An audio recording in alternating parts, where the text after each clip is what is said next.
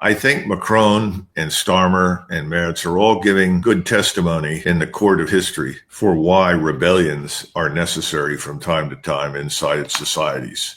Europe has not had a true rebellion or a series of rebellions for a very, very long time. But I think it's getting to the point now where the people of Great Britain, France, and Germany are going to have to come to terms with the reality that to survive as nation states, to emerge from the terrible tragedies and crises that they've been being dragged into by these globalists, the people that are governing them will have to be forcibly removed.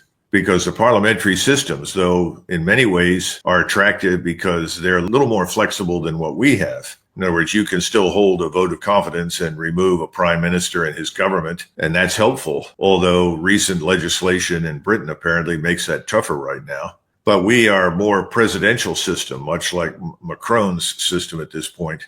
Once the man is in there, unless you can convince both chambers to remove him through impeachment, you're stuck. And I think right now the people of Europe, particularly Great Britain, France, and Germany, are stuck. I don't see how they survive this and get out of the mess they're in unless they forcibly remove these people, because there is no interest in any of these countries in going to war with with Russia. And the notion that you're going to pour, hundreds of billions of euros into defense and magically snap your fingers and within 12 to 18 to 24 months produce a brand new military establishment that can defeat Russia is absurd. Makes no sense at all. And we all know there is no unity of command in NATO. We have sort of herded cats in various directions as the leaders of NATO, but NATO is not an authoritarian structure. And in order to be effective militarily, it must be authoritarian. You have to have absolute unity of command. Talk about rebellion. That's written into our Constitution. This was the dispute that happened in 1860-61, where people said we have a right to secede. It's written into the Constitution. I think every human population on the planet, regardless of where they live and what nation state they reside, has, I would argue, the God-given right to rebel when they see that their rights are being utterly ignored and their country is being dragged into the abyss and destroyed. That's my point. Now, as far as what I'm trying to say about NATO, when I talk about an authoritarian structure, I'm talking about the fact that militarily, these various nations, if they tried to pool their resources and go to war, couldn't do it because there's no unity of command. There's no agreement. You put anybody in command, and every single nation in NATO, all 34 members now, they all have a vote. In other words, there's no one that can stand up and say, tomorrow we execute the following operation, everyone will comply.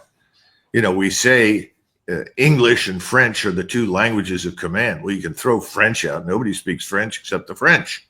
Nobody wants to speak French. So that leaves you with English. How deep does English go before you have true unity of command inside the NATO forces? That's why this discussion of the NATO force is a farce. There is none.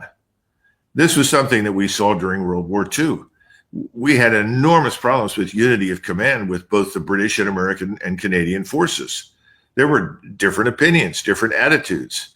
Each of these various army groups and air forces was maneuvered and moved and employed in different ways at different times because of national leadership. It was very, very difficult. That didn't exist on the Soviet side at all. There were Polish divisions inside the Soviet army, but there was no Polish army, if you understand my drift. In other words, there was absolute unity of command, and that produced a very different outcome on the battlefield against the Wehrmacht than anything we could produce. And we're not in a position to enforce or impose any of these things. So the whole notion of going to war with Russia is absurd. It makes no sense. I listened to Donald Tusk, the Pole, telling everybody, well, NATO has so much more in terms of resources and money than Russia. There's no competition. Well, good luck with that. See if you can organize it, unify it, and employ it effectively. Yeah. No, you can't. That's the problem. Now, it was never a problem for NATO as long as NATO remained defensive. Because in a war in which you are defending your territory, everything changes. But we're not talking about defending Europe. We're talking about attacking Russia. That's offensive warfare. That's radically different. Putin doesn't want anything to do with that. And that's not because of weakness. It's not because the Russians can't fight. Look at how much trouble they're having with the Ukrainians. They're not having very much trouble except pushing the bodies into the mass graves that are emerging all over eastern Ukraine. Ukraine has become a graveyard. That's the tragedy in all of this. And Zelensky talks as though nothing like that has happened. He's lying. It has happened. He's destroyed that country. He's the criminal who has murdered millions of his own people in pursuit of a goal that was never attainable, the destruction of Russia. So this all has to end. I don't think President Trump, even if he understood it all, and I think he understands some of it, can end it though. That's the problem, because he's got too many people that are insistent on keeping this going. And they are tied to the same globalists in the United States and Europe that we've been talking about. The globalists have an agenda. No borders, destroy national identity, unify everybody, erase their national language, national identity, national culture, live in the great amorphous mass of globalized world. That's failed. No one in Europe wants that. The EU is a failure because the EU, that began as an economic structure, became a governing structure and has tried to shove supranational law and behavior down everybody's throats. Nobody wants it. People want to live as they see fit. They want to live with other people like themselves that share their culture, their language, their way of life. We've treated that as though that's the enemy. And that is one of the key driving forces behind the war against Russia, because Russia has said, no, thanks. We're not interested in that. The Hungarians have said, no, thanks. The Czechs have said, no, thanks now. And so have the Slovaks.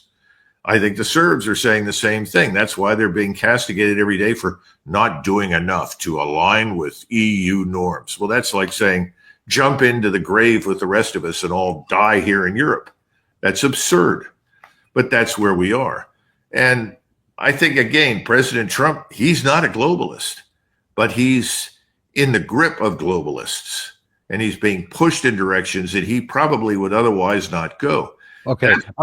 I don't see something really dramatic coming out of Budapest.